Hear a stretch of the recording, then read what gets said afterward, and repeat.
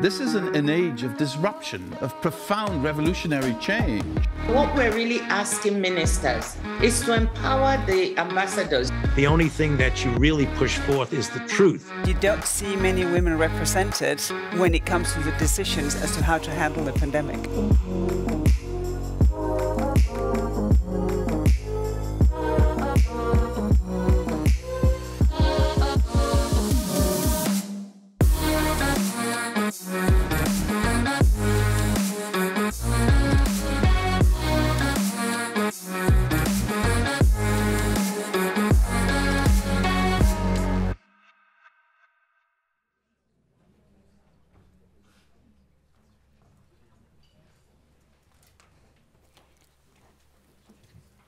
Good morning and welcome back to this session. We will be focusing on a really relevant theme, building stronger European defense and shoring up transatlantic security. And I'm incredibly excited to introduce our panel. To my left, we have Emilio Fajardo, who is Director for Industry, Synergies and Enablers at the European Defense Agency. Welcome. We have Wendy Gilmore, who is NATO Assistant Secretary General for Defense Investment. Welcome. Thank you for joining us. And we have Kusti Sam, who is Permanent Secretary at Estonia's Ministry of Defense. Thank you for being here. I think it's very rare to have this group all assembled in one room, so much expertise from different perspectives. So we'll get right into it. There's a lot happening in this field at the moment. Just last week, the Council agreed on a negotiating mandate for the Act in support of ammunition production. There's been another top-up of the European Peace Facility, and when NATO leaders meet in just 2 weeks in Vilnius, they are also set to agree on a new defense production action plan for NATO. So a lot going on both the European and NATO side. And to start off, I'd like to go first to Permanent Secretary Salm. What do you see as the biggest challenge right now that countries face as they try to boost production of both weapons and ammunition? Yes, thank you very much, and also thank you for the opportunity to speak here. I think it's a generationally important moment to take up the defense issues. In 2023, in June, we sincerely think that this is the most important month of this generation when it comes to defense, European defense. And let me explain. I know it sounds a bit maybe out of context. In 2008, when the war started in Georgia, 8th of August, by the end of August, one allied president sent a letter to Russian then President Medvedev that started "My dear friend Dmitry."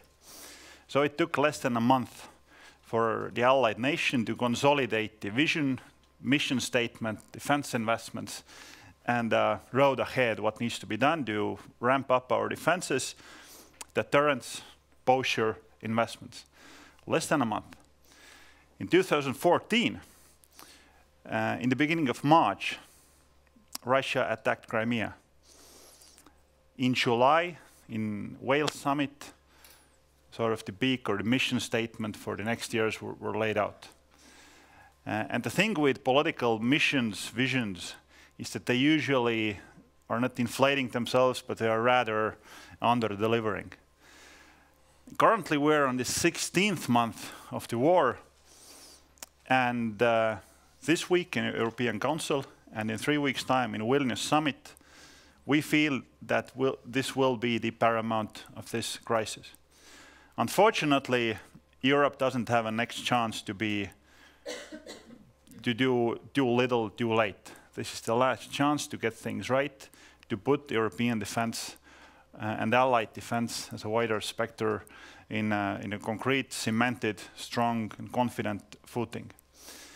In this 1.5 years, we have done a lot of good things. A lot of stuff that has happened was unimaginable at the beginning of 2022. And I think there is a moment where we can be really proud of each other. But at the same time, we need to reckon that the success is not determined in retrospect, but what happens ahead, 3, 5, 7 years. How are we building more prosperous, safer world in Europe and in the regions around Europe to provide the same safety, prosperity, and everything that we aspire for? Every single problem that European defense has and has had in the last 20 years gets down to underinvestments. Again, in 2022, the largest, biggest, most outrageous war started in Europe in the last 70 years. What do you guys think? What was the real growth rate of defense expenditure of European allies in 2022 compared to 2021? So who has a wild guess? Minus 11.6. So European allies are spending 10% less in the first year of the war than they did in 2021. In 2005, when the slogan, the mission statement of NATO was out of area or out of business, we spent as much as European allies as we are doing now, 1.5% of GDP. This needs to grow. Otherwise, we are unable to remedy any of the problems we have. And I want to add up on this. The underinvestment is not the only problem we have, the also structural problem of the investment itself. 20% of every euro that we put into defense will only go into defense investments. So if you put in €1, then only 20 cents will go to actually, ramping up your fitness or your muscles. Rest will go to maintaining the business as it is. So if the European allied defense expenditure in total is around 220 million, and we speak about the actual defense readiness, then only 50 million will go each year to the actual defense readiness to be ready to defend your countries. What will 50 billion buy you?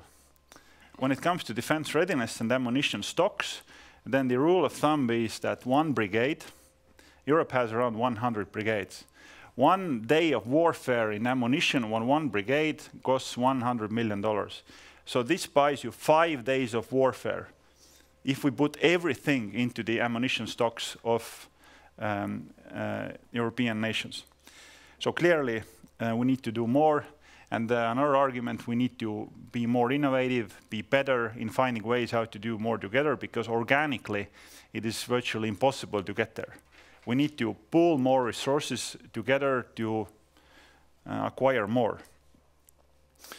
On the other side of the city, and I'm sure our NATO representative will speak more about this, the excellent, marvelous things are happening.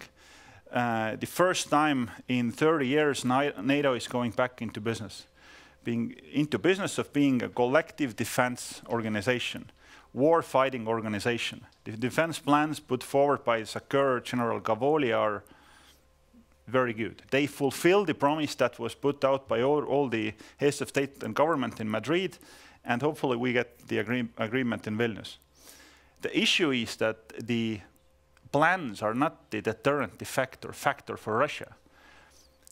What is the deterrent effect is the actual existing stockpiles, the actual existing troops, the actual exercises that fulfill this promise, the actual C2 structure that makes sense and send out the message that we can actually deliver the deterrence and defense that we have promised. And the actual benchmark for success is not what we speak or how we praise each other, but what Russia does and how do they change their behavior. And this is something that we need to also count as a success parameter. We all speak about Russian regeneration time. Every single country has its own theory, whether it's going to be 3 years, 5 years, 4 years, 7 years, 9 years. But what is in common of all these theories or calculations is that every single one of them ends up in negative territory. Every single one indicates that Russia will restore itself. So the actual benchmark there is not how long it will take to Russia, but how long it will take for us to get out of this negative territory and balance out the restorage that Russia will do anyway. Luckily, Europe knows how to do it. European Union knows how to do it. In the last 2.5 years, European Union has in fact done it twice. There have been 2 strategic problems facing Europe in the last 2.5 years. COVID crisis was remedied with 840 billion euros of next generation EU. 840 billion. It's 4 times the annual defense expenditure of European allies.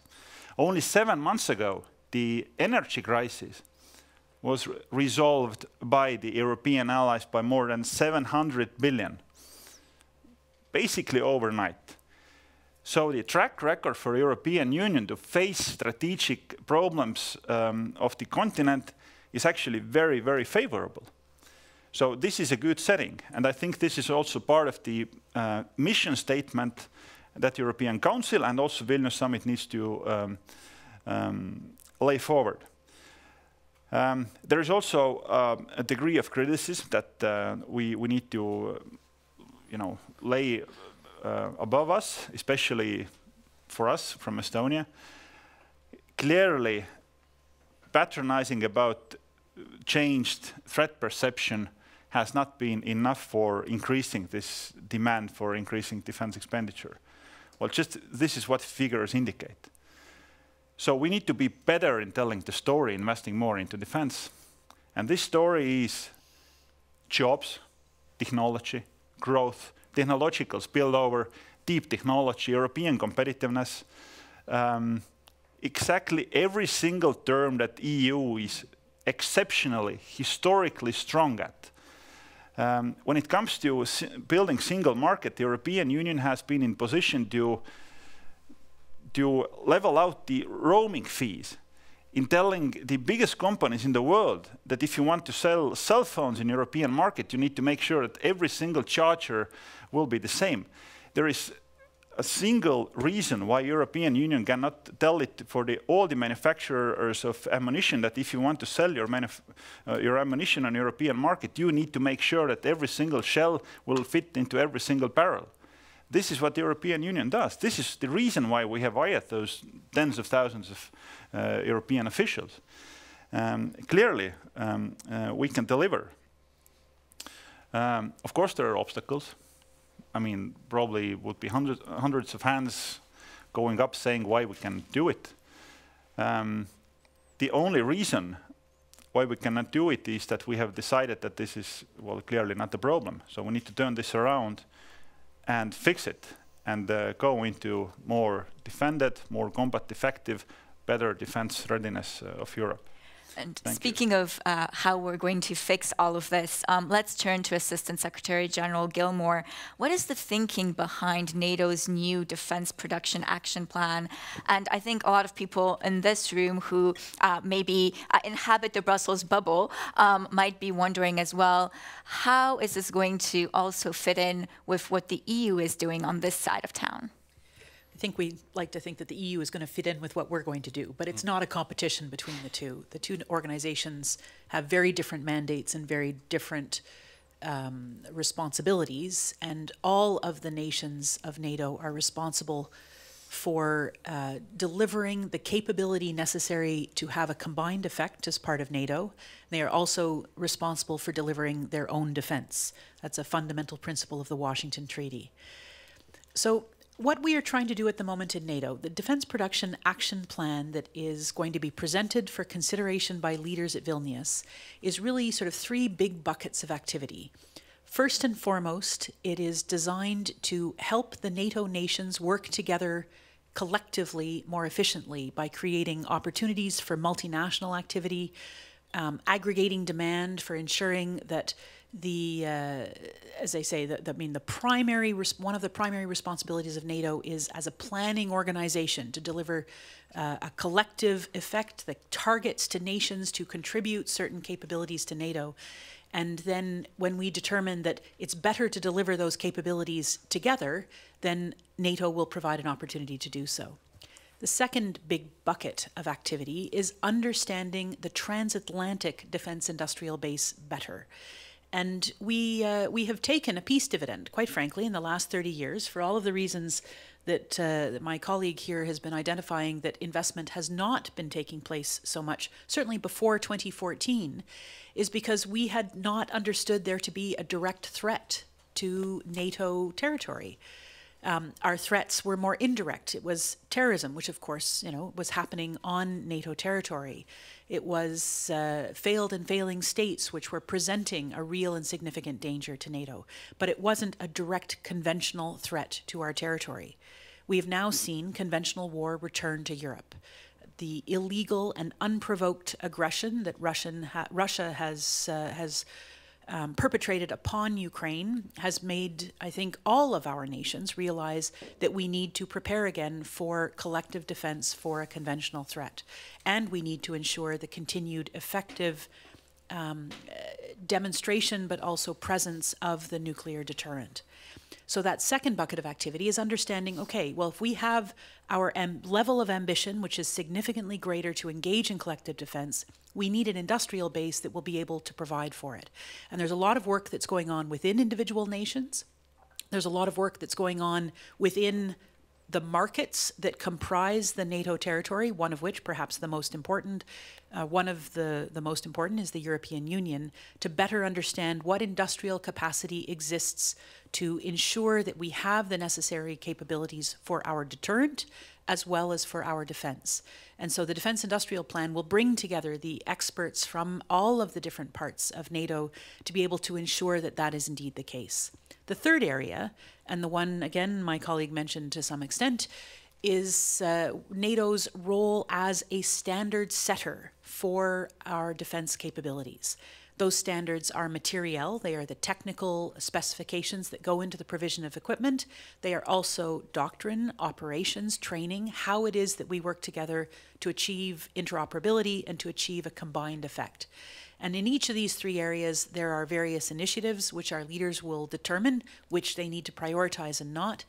And a big part of the overarching part of that is how we work together collectively and ensure that we are not in individual actions, either by different markets or individual countries, are not creating unnecessary impediments to our delivery of military capability.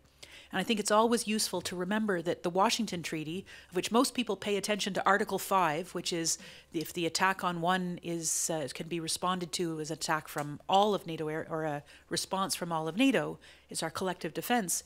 It's also Article 2, which talks about improving economic collaboration between the alliance, between any or all of the members of the alliance, to be able to ensure that we can deliver military capability, that we have integrated our economies sufficiently, that we are competitive collectively, and most importantly, we have the necessary military effect.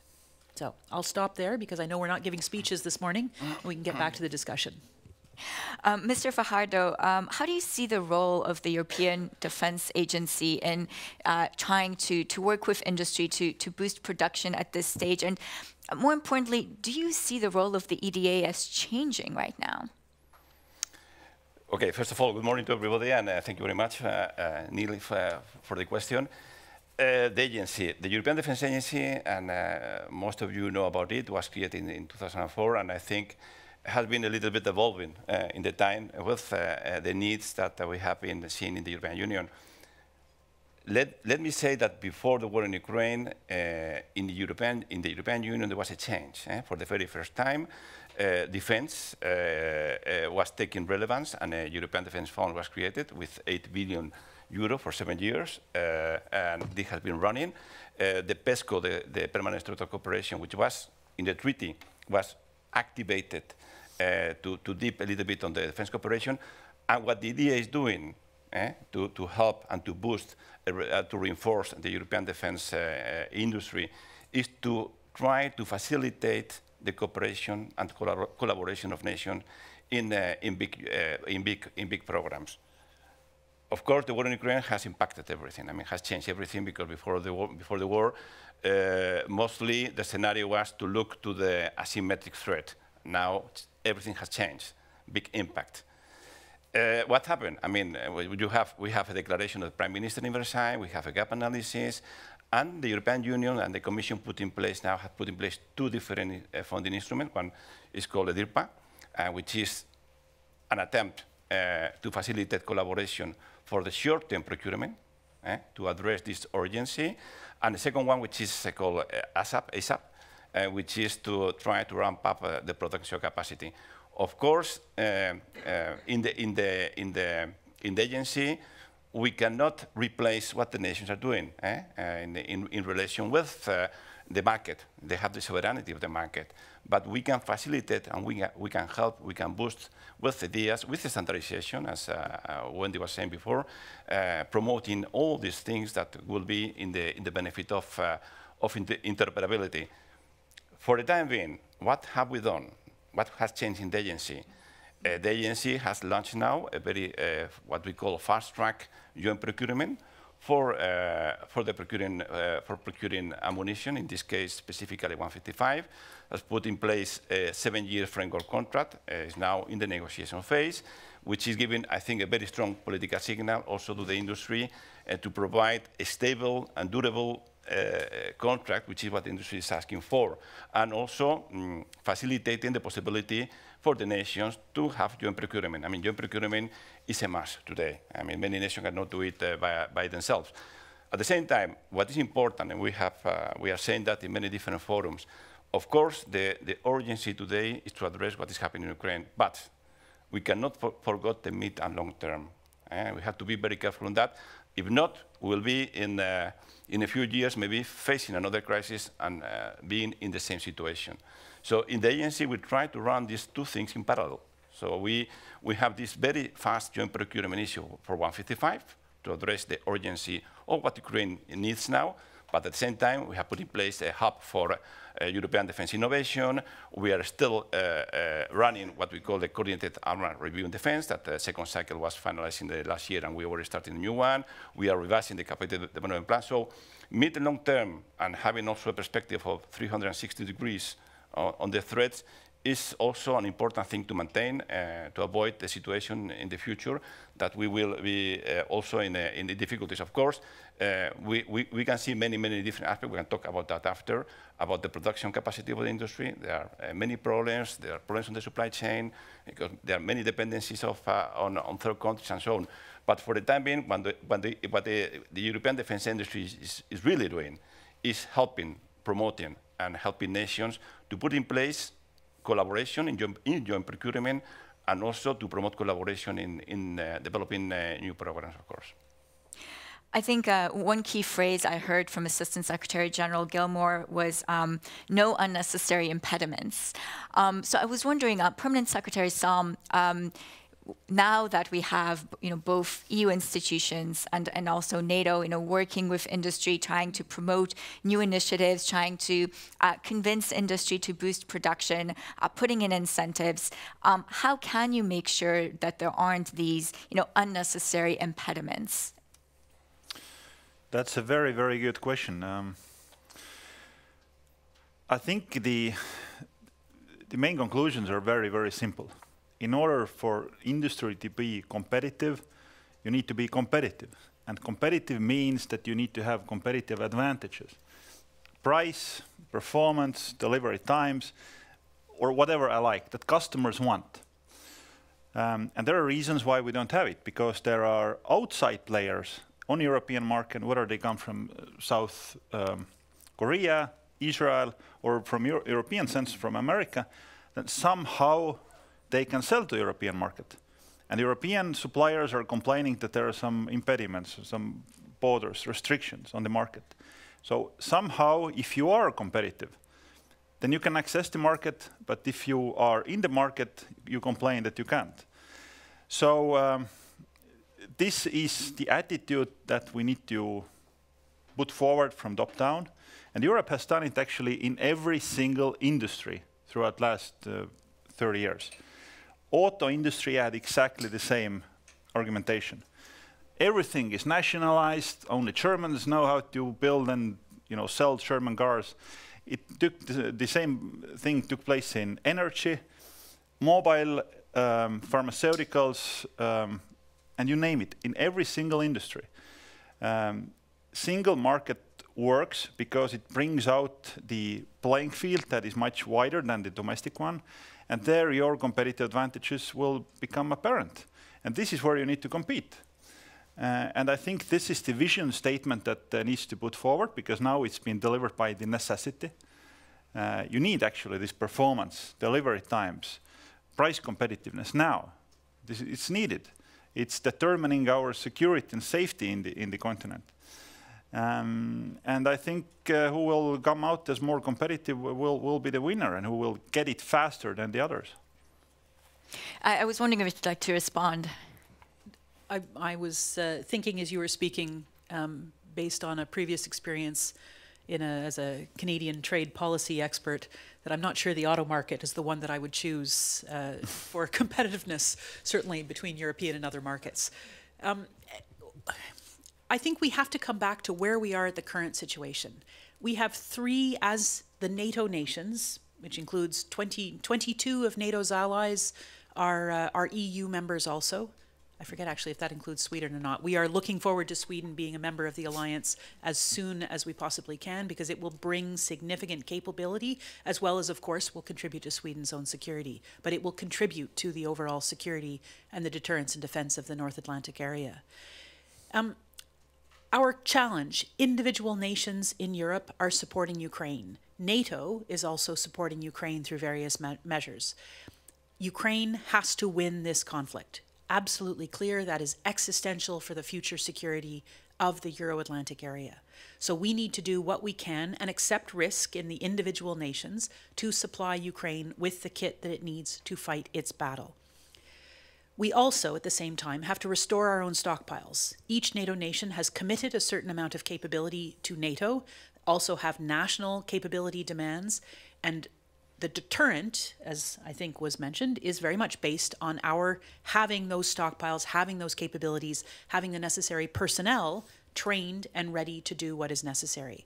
And at the same time, we do have to look downstream. We have to make sure that we are maintaining a technological edge, and that's across the Euro-Atlantic area.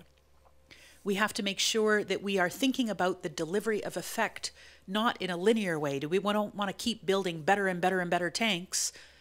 At the same time, we need to understand that we have to have the ability to defend ourselves. So maybe there's a different way, there's a different technology that we can use to deliver similar effects.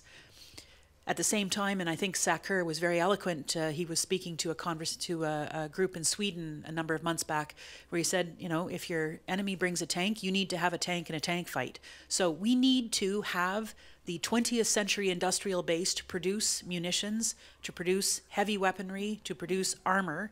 At the same time, we need the 21st century, and frankly, looking forward to the 22nd century of capability, using, as our colleague, you know, the speaker from Google said first thing this morning, using the information technology available to us to do things smarter and faster. But what is absolutely critical with respect to competitiveness is that we understand that competition brings ideas to the table. That's a good thing. But at the same time, there is often an underpinning of protectionism, which can come into each and every one of the markets that make up NATO. For smaller players, and I'm a Canadian, so I think very much as I'm dealing with the EU within a NATO context as a smaller player trying to work with a larger behemoth. We're very good at that. We understand how to work with the United States. We also understand how to work with Europe. What we need to do is make sure that right now, in this moment, we are prioritizing the efficient delivery of capability over all else. That's what we need to be focusing our attention on. Before we go on, I'd just like to remind the audience that we'll actually have a Q&A session at the end in person for those in the room, so you can start thinking about your questions. Now, Mr. Fajardo, one thing you mentioned was issues with supply chains and also industrial capacity. What can European institutions do to help industry address these vulnerabilities? Good question. I mean, I think that from the European Union, I mean, the fragmentation of the European defense is something that has been addressed in many times, even before the war in Ukraine. It's something that has been said in many occasions. I'm always like to say that we have to distinguish between fragmentation on the demand, which is fragmentation on the national requirements of the government, which is leading us to have so many different systems and defense systems, and the fragmentation in the offer part, which is the industry, which is to some point needed to maintain competition and to maintain also the small and medium enterprises, which is the key and the crucial part for innovation for the future. So let me say that we have, I mean, the industry was, before the war, dimension for a need-to-base, just-in-time approach, peacetime approach, which means that that was the dimension for that, and not prepared for a conventional war. So what has happened now? Because also, in dimensioning that, in that way, they were depending on many external suppliers from third countries.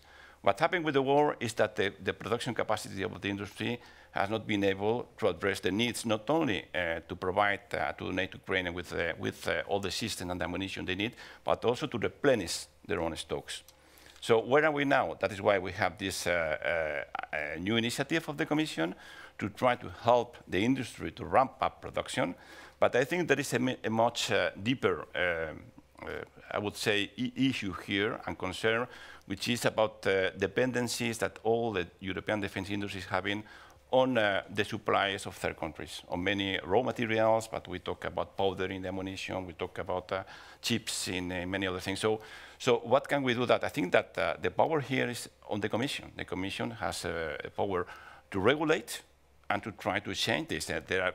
We have had discussion with many companies, and there are ways to have alternatives to this supplier, but any time. Of course, many of the companies, they have a very stable chain of suppliers, which are certified in the case of ammunition, and they cannot change it like this. I mean, they need time for that, but they can find alternatives for many things. That needs investment, stability in the orders they are getting.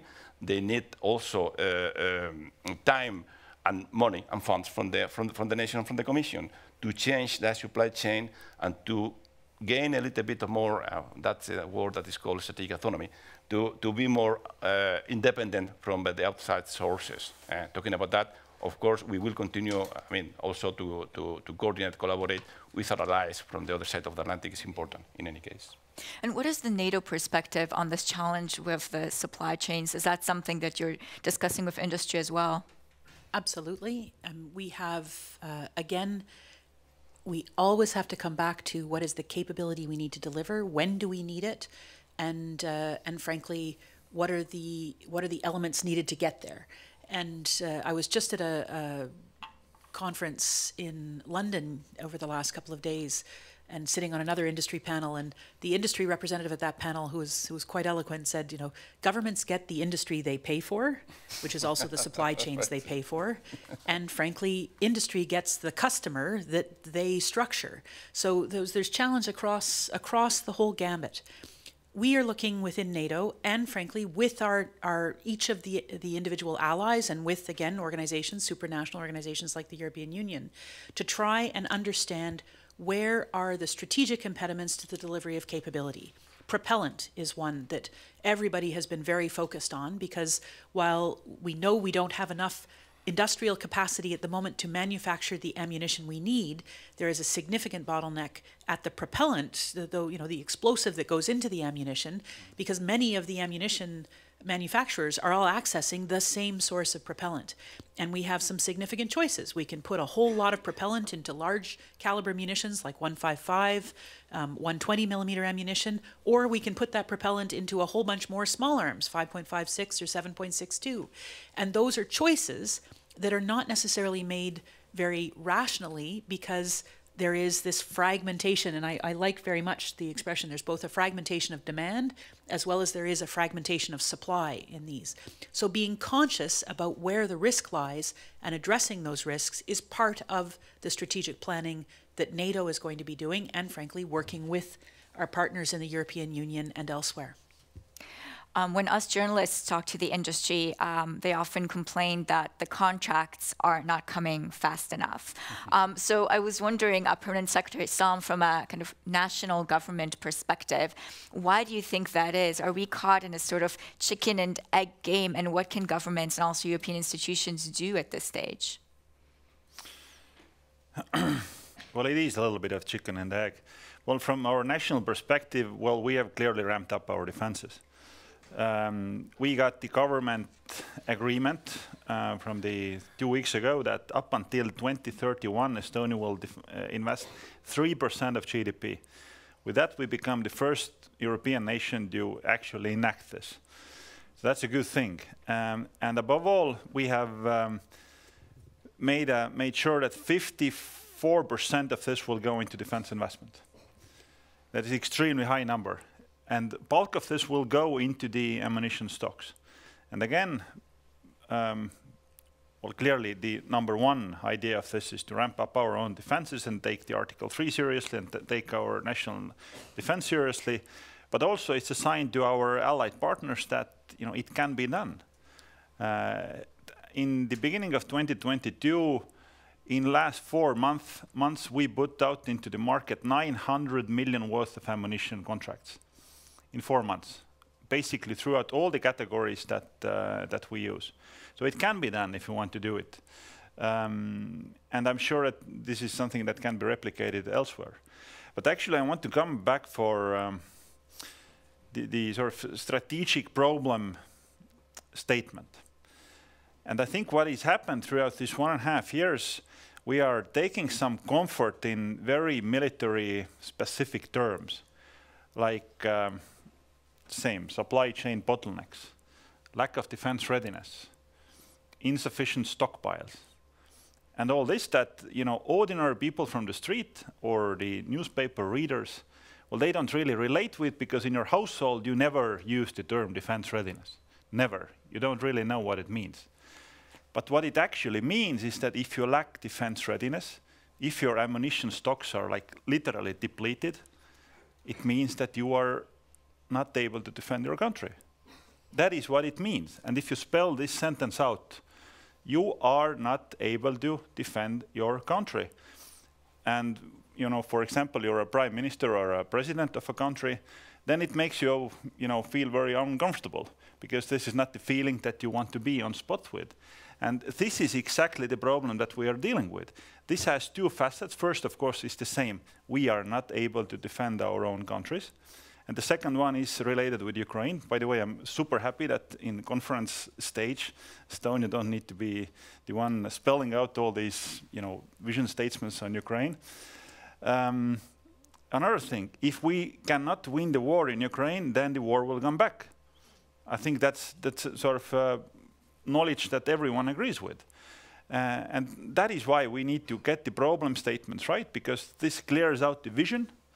And at the end of the day, we have almost 1 million people under uniform in the EU only, more in NATO. We have tens of thousands of defense officials throughout the countries. Let them figure out, let them do their job to, get over all these supply chain issues and everything else. The problem statement is very clear, and this is something that needs to be remedied. Mr. Fajardo, one thing that I've heard both industry representatives and actually even officials say is that there is a need to cut back on some red tape for procurement. I know it's something that's maybe easy to throw out there as a statement for some officials in industry, but do you see a need to maybe change how procurement is done under the current circumstances? Well, I mean, being innovative in defense is not only being innovative about when we're talking about emerging and disruptive technology, but also innovative in the processes and innovative in what we are doing. And procurement is one of them. What we are doing now in the agency, we are trying to launch what we call this, as I was mentioning that before, which is this fast-track approach with 155. The main priority is to provide to Ukraine with this ammunition. And we are putting in place a very innovative way in trying to have framework contracts with many different companies together, providing with that ammunition in a cascade mode to other ones. So there are things that could be improved. And you know that most of the procurement is done in accordance with a directive from the Commission, a procurement directive from the Commission, that has been implemented nationally in different ways with some variants. And we know that in some nations, like a small nation, they have some problems and issues to go for UN procurement. So I think that is where the EDA could help. I mean, the idea the European Defence Agency could provide some help in promoting this collaboration. Let me say something that maybe was not mentioned before. Of course, the defence budget has been increasing the last years. After a long period of time, what the defence budget was decreased now is increasing, and we are recovering the gaps and recovering what happened in the past. We are always saying that we have to repair the past, but also prepare and win the future, in many cases. It's fine, it's good. Now, with an increased defense budgets and with the war in Ukraine demanding very urgently to provide defense system, there is a risk. And the risk is to use most of this increase of the defense budgets in short-term procurement. And short-term procurement is not really going to help to the defense industry when we are talking about reinforcing competitiveness, we are talking about the future, about the long term. So again, my message is we should maintain both situations. So we need to work with the industry to reinforce the defense industry, to, I would say, to solve some of the issues they have in the supply chain, to try to solve that, to provide stable contracts for them, to the European industry, and to make it more independent and more autonomous. Before we go to the audience, I'd like to go to Ms. Gilmore. One thing that all of this requires is obviously money, and leaders will be discussing this in Vilnius next month when they update the defense investment pledge. But one thing that we hear sometimes from politicians, especially on the eastern flank, is that they believe that 2% for many allies may no longer be enough. So from a NATO perspective, how do you assess how much actually achieving the goals of the new action plan, of the regional plans requires, and how are you talking to allies about spending more? So clearly, the Secretary General has said that his expectation is, and frankly has been seen to be in practice, that nations will be investing more in their own defense and in collective defense as a NATO ally. Reaching 2% as a floor and not a ceiling is exactly what the leaders will be discussing. But it's important to remember that defense investment is there are three components to it. We call them the 3 C's: the cost, the actual money that goes into defense budgets. There is the capability. So we have as a general target 20% of the 2%, which should be invested in materiel, in the capabilities required. And it's the commitment. And different NATO nations have different structured forces. Some nations are primarily expeditionary. They send their forces forwards. Other nations are investing more in the physical infrastructure, the personnel, other costs, which may or may not be very efficient in terms of the delivery of that capability.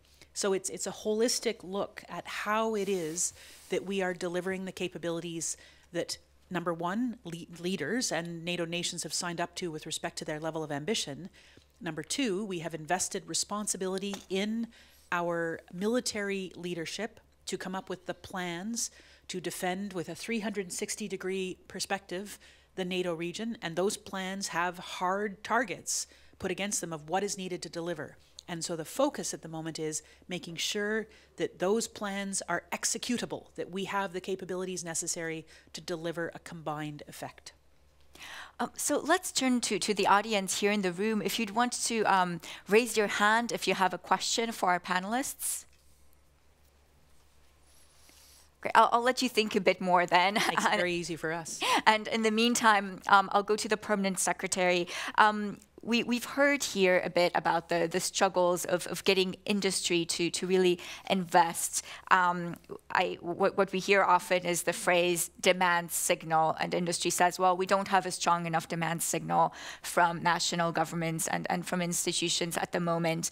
How do you think this should be addressed? Should be addressed on national level, on a European level? And is there anything you can really tell industry, short of a signed and dotted contract, that they should be producing more? Well, there has to be. I mean, it's not an easy solution, clearly, otherwise we wouldn't need to have these conferences here. Everything would be fine. But we need to radically get better in this. I mentioned that the narrative we do, but not only what we speak, but we put people investments. We need to be better in telling the story about jobs. In defense industry, return on investment or the value added from the jobs is higher than in other sectors. That's a fact. the technological spillover from defense industries is higher than in many other industries. The sort of regional spillover effect is usually higher, or the sort of euro multiplier. If we speak about the private markets, then the sort of key parameter there is that the capital looks for appreciation. That is what is the whole business is about. You want to return on your investments. And this is the key. We need to make defense an attractive place to invest into. And even if we come into this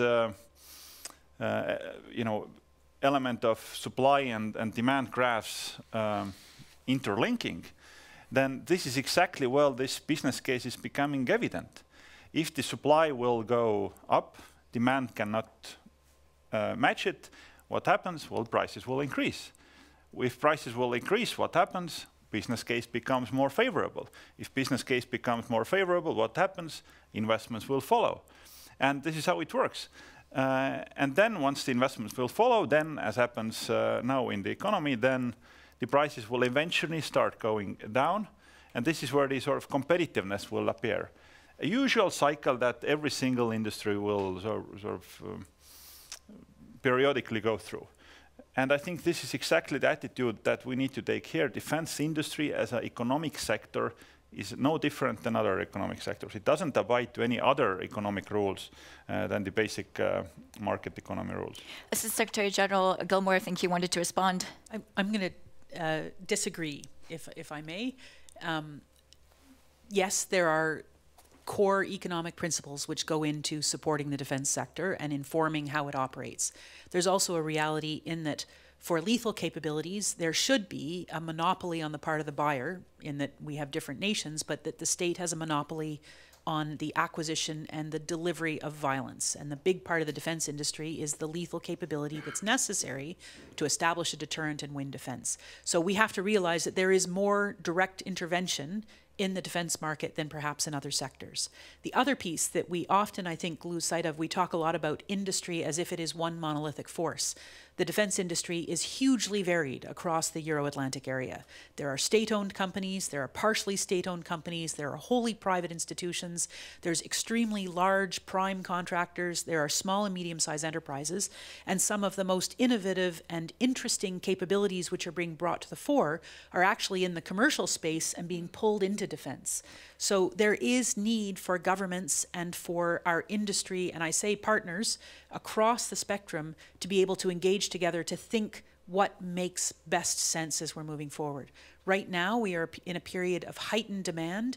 If we win deterrence, as one of my colleagues likes to say, that demand will level off and we need to maintain it to be credible, but we're not going to be requiring the industrial capacity necessary to continue to prosecute a conflict indefinitely. That makes it very nerve-wracking for industry who are seeing, so our demand signal right now is put in place a new production line, put in place new capabilities, secure your long lead items, but then they're worried they're going to be left holding the ball. At the same time, 100% of the risk cannot fall on governments. No. That has to be a shared discussion about where it is most appropriate to put risk, where is the benefits that accrue from that risk, and then we can move forward. I'll give the audience another opportunity. Are there any questions? Yes, and if you could introduce yourself. Yes, of course. I was listening. Maybe we'll get you a microphone. If you could introduce yourself again. You. Yes, so Botond Feledi, Hungary, Red Snow Consulting, based in Brussels. Listening to you, I always imagine that all this innovation needs the electoral support on the long term. And I was wondering, how do you see how that can be addressed? Because we had so many, for so long time, the pacifist social groups, voter electoral groups.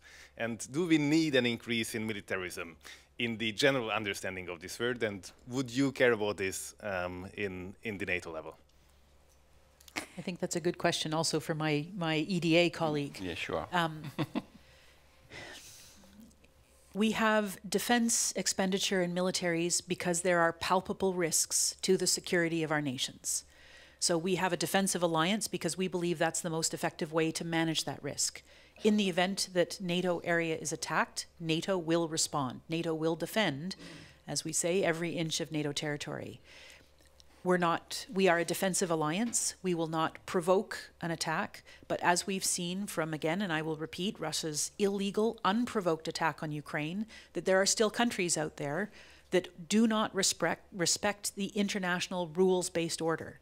And so therefore we need to be prepared to respond, which means that our societies also have to, and it is a public choice where we put the balance of expenditures, all of our governments, but our societies have to recognize that there is a need for defense and we are acting in the broad societal interest, which is all then about European taxonomy questions. Okay, yeah, and I think you'll get the last word. Yeah, sure for that. I mean, again, why do we need defense? I mean, it's clear. I mean, the war in Ukraine has a little bit put at a very high level to the society in Europe the need for defense. I mean, maybe after a very long peacetime, we have forgotten about this. I mean, how do we protect our democracy? How do we protect our standing way of living? How do we protect our values, our freedom? How do we do that? And we need to put that very clearly in front of the society. And one of the things that Wendy was mentioning before, and it's true, I'm always saying that the European Union and the European Commission is a very broad territory, in which you have, on one hand, a part of it having putting in place the European Defence Fund, promoting defense, cooperative program, but then on the other extreme, with the nations also, you have other bodies doing taxonomies and creating new regulation on environmental social governance, which are putting defense companies in a blacklist. So what is happening with that? That many, especially small companies in defense, have a lot of difficulties to access to finance. And these small companies, which are the key and the crucial for innovation, and especially in the long term, because they need funding for investing in research for the future, they have a lot of difficulties in getting that funding because these taxonomies are put in defense, and the European Investment Bank is putting defense on a list which is not very nice for many banks to provide that finance. This has to change, because it doesn't make any sense that in the same place, and this is, in many cases, are national representatives from other ministries, which is not defense, participating in that. So this has to be changed, and we need to make it clear that defense is something which is for the benefit of all of us, for our society. It's defending our values, it's defending our democracy, and it's defending the way we're living, and that has to be very clear. That doesn't mean that defense companies need to be compliant with this environmental, social governance regulation, which is fine, because they are evolving, and they are doing that. And we have many initiatives dealing with that, even in the agency. We are promoting that. But you cannot put that difficulties in this case. Well, thank you so much for our panelists. Unfortunately, we're out of time, but maybe you can catch them in the hallway. I think we had a real debate, which I really appreciate, and I'm sure that the audience appreciate as well. Thank you for the audience here in the room. We will now have a networking break, and then we'll see you back here in the room at 11:40, where my colleague Lawrence will be interviewing Anthony Greco, Chief Information Security Officer at Cisco. Thank you again for tuning in, and I'm sure we'll keep this conversation on these really important topics going. Thanks. Thank you.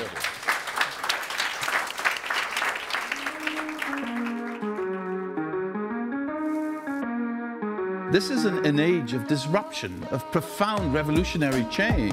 What we're really asking ministers is to empower the ambassadors. The only thing that you really push forth is the truth. You don't see many women represented when it comes to the decisions as to how to handle the pandemic.